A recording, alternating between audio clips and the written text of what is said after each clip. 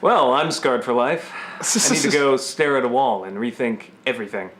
With that said, this is the Inconveniencing. And by the way, I realized I forgot to mention what the message was in the last one. And the only reason I'm bringing it up is actually is an interesting one. It's Carla, why don't you call me? Which is like, okay, whatever. But Carla actually is a character mentioned later, so it just interesting that they mention it now. And she's not even like a major character, which is why it's just weird. But for those who know, I won't give it away. But maybe it was the creator just talking to Carla. Could be. Maybe it's just two people named Carla that they happen to have a character name, or maybe he really did go through a breakup, for all we know.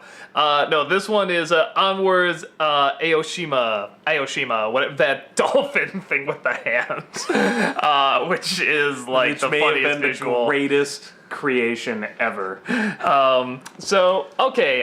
This is an episode where Dipper lies about his age so he can hang out with Wendy and her friends. And their gang of stereotypes. Yeah, pretty much. And they go into this closed down convenience store where apparently this murder happened of the owners, but it's haunted, and all sorts of weird stuff starts happening, and the only way to stop the ghost is to reveal he's actually not a teenager, and he has to do this really ridiculous sheep dance that seems to satisfy the ghost. At the end, Wendy doesn't give away that he had to do the dance, and they still keep a little bit of a friendly relationship together.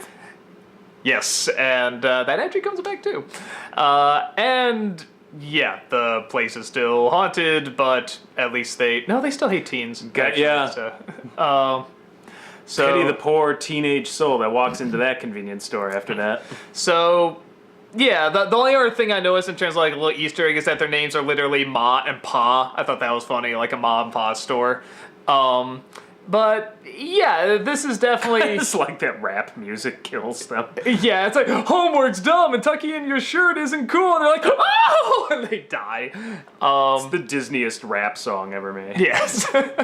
So... That is, I was saying earlier, that is one thing about this show, and I know this is going to sound insulting, but so be it, but I'm like, occasionally I just look at it, I'm like, man, show's too good for Disney. It's like Gargoyles. It's kind of like you see the name Disney attached to it, and you're just like, oh yeah. Like, I forget that, like... Disney's getting a lot better, honestly. They are. I mean, but they're always going to be schizophrenic, because there's always going to be really just the bad Disney Channel stuff. Well, and then you get shows like this, and it's just like, wow. Like, I wouldn't have guessed. Like, if you took the word Disney off this, I would never associate this with Disney in a million years. I feel like they're going through some sort of metamorphosis right now of like really legitimately good, smart stuff. And maybe, I don't know, this other generation is coming in and taking over, or maybe they're just becoming more lenient, or I don't know, but they don't seem as...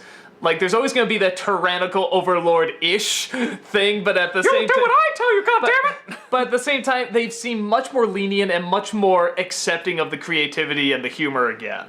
Well, I guess technically especially to make fun of itself. I guess technically they're running us, and we're still here, so... Yes, so... I'll say you see a cancel sign. But I think Disney's great. Nothing wrong with it at all. That's right! You shut your goddamn mouths! So, I don't cheese for you. So, but no, I really mean, like, the past 2 years especially, it just seems like something happened. Like I said, with like Wreck-It Ralph, and Frozen, and Gravity Falls. We're very much in that.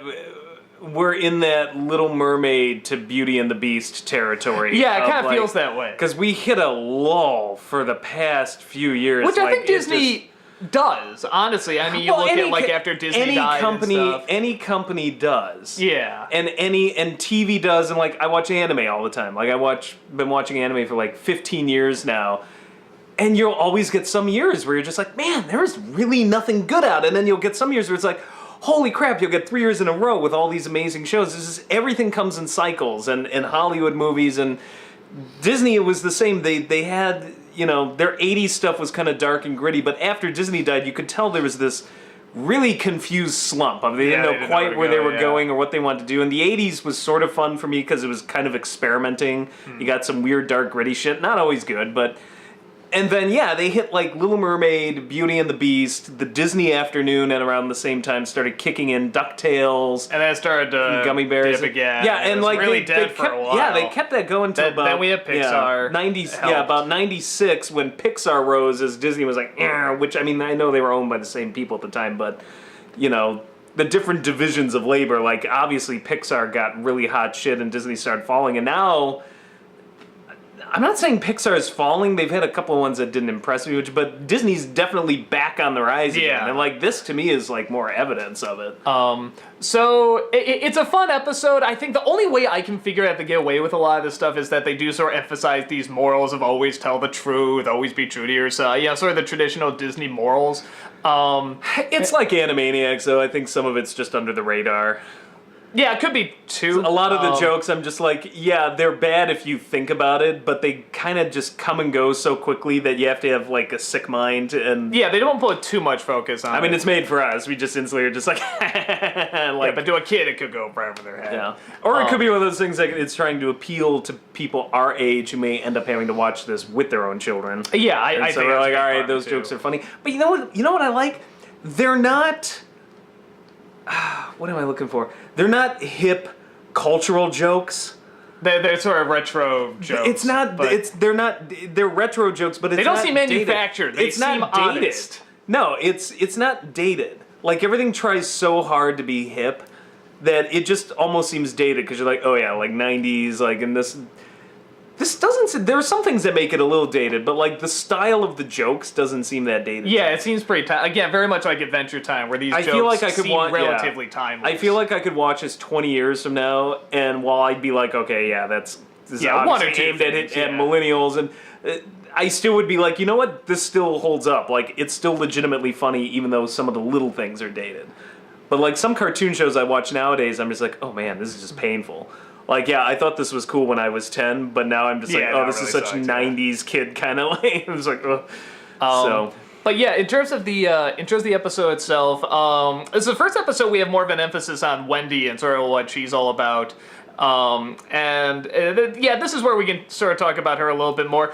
I mean, the character, there's nothing wrong with her per se, but it is very obviously like, oh, love interest. Like, you're going to be the love interest. And the only character, to me, that's more annoying than the one who's obviously just a love interest is the one who's obviously the third part of the love triangle in the love interest. Oh my and God. that's the Robbie character. I'm doubly insulted because his name is Robbie, and he's a total fucking douchebag. I hate the Robbie character, not because Can't you're stand supposed him. to hate him. It's because that's the only reason he's there, and he's... Poorly written, uninteresting to watch. Not even a good design.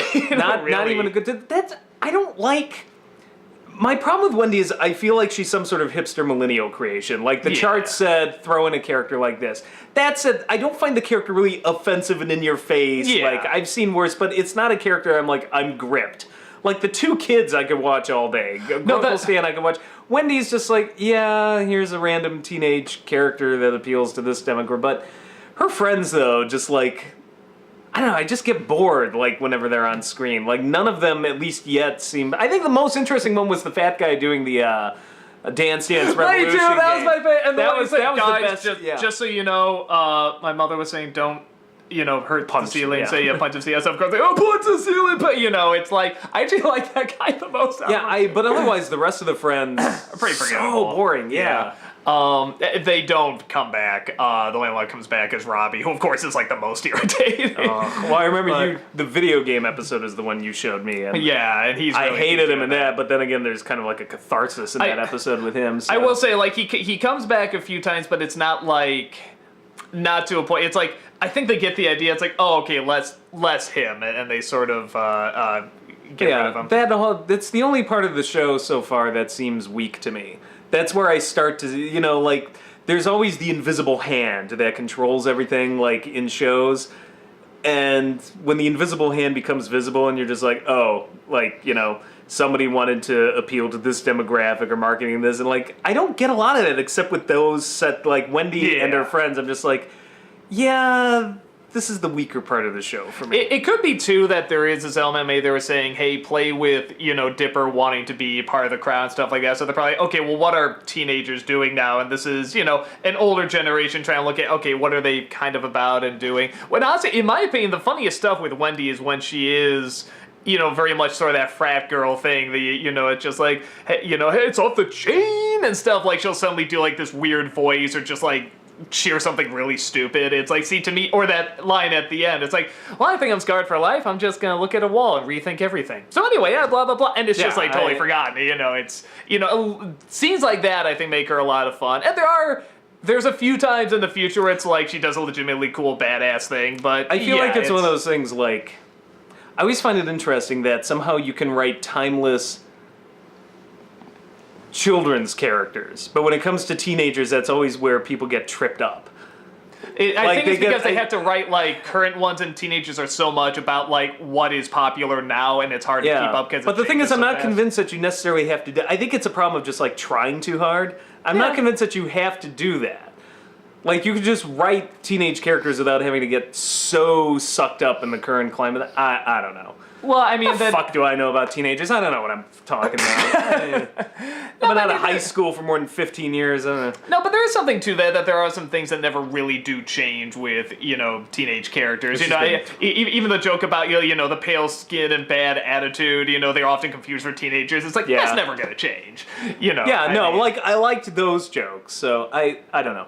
It's the only thing that's weird. But even then, it's not like, oh, I can't watch it. I mean, it's just, like you said, I still watch this episode, and I thought it was hilarious. Yeah. The sugar rush. Yeah, that's the best part. The eating the hand. That design of that was one of the greatest fist works with the dolphin coming out, the fist coming out. I am so shocked Sci-Fi did not take one look at that and be like, find a way to rip that off. Sci-Fi movie of the week. So that blows things I've seen on Cartoon Network out of the water for pure surreality. That was just genius. Yeah, and I think the only other thing I can think of before signing off is that I do sort of like that. I think most kids or teens, whatever, at some point have that encounter where it's like you go someplace you're not supposed to, late at night, break in just because you can, and you do whatever stupid thing you can think of, but because it's against the rule, it's amazing, so Some people kill homeless people, too. Yeah, what? Anyway, but the other thing I liked about this episode was... it's legitimately scary. Yeah, I love when he looks and he sees the reflection with the skeletons. Yeah, this one in particular, a little more scary than some of the other ones. Like, I don't know if this was a Halloween episode or if there's anything special about it or it just happened to be scarier, but I really like that. It had kind of a Ghostbusters feel. Like, it's comedy, but it's also legitimately... Yeah, it's legitimately spooky. I mean, I was never, scared, but I'm like, if I were a kid, I'd be watching this episode a little bit like... Okay. So the sign turning around to close. I mean, just those little touches, do add up. Good episode, and we will see you in episode, I think, 6? 5? Or is it 5? I think it's 6. Oh, 6. Sorry. Yeah. We're marathoning these, so I'm losing track. Hey, come on. You know the drill. What, 6? 6? Oh, yeah. 6 is good. 6 is good. 6 is good. Yeah. So. Nice talking with you, Wayne. You get it. Don't act like you don't. It's Tim Burton's Batman. With that, I think we need our girly scream. No.